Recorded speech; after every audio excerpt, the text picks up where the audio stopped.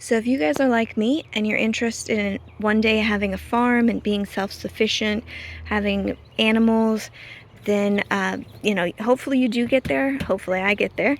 But in the meantime, you can be self-sufficient with small things. So you could be self-sufficient with your herbs. Right now, I am self-sufficient with the oregano, rosemary. I've got some chives and onions in there, some thyme. So all of these, I don't have to go to the store and buy again. I already have. And I can easily replant them in other parts of the yard or give them to other people. So that's kind of cool that I can be self-sufficient with that.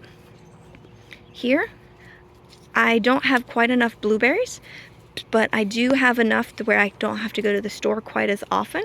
So I have a lot more blueberries that we can enjoy and get less plastic at our house. So that's kind of cool.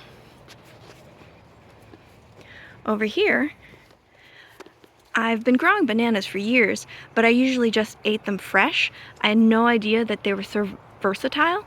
I follow a lady on Facebook and she does so much with bananas. She is able to use them green in like potato substitutes and make bread out of them. She makes desserts with them ripe. They're so versatile. I had no idea that that was the case. So now I'm going to grow more bananas so I can do that too. I also have one less pineapple I have to buy because I grow some of my own. Here's my harvest of tomatoes and mulberry, a little bit of kale. And as I was picking them, these tomatoes, they're kind of squishy, and so I think the sun got to them. So I don't really want to eat them, but I could be self-sufficient with saving the seeds so I don't have to buy them next year. So that's another way to be self-sufficient.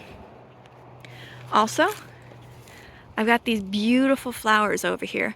I would love fresh cut flowers, but that is expensive and frankly it's kind of bad for the environment because they're so delicate.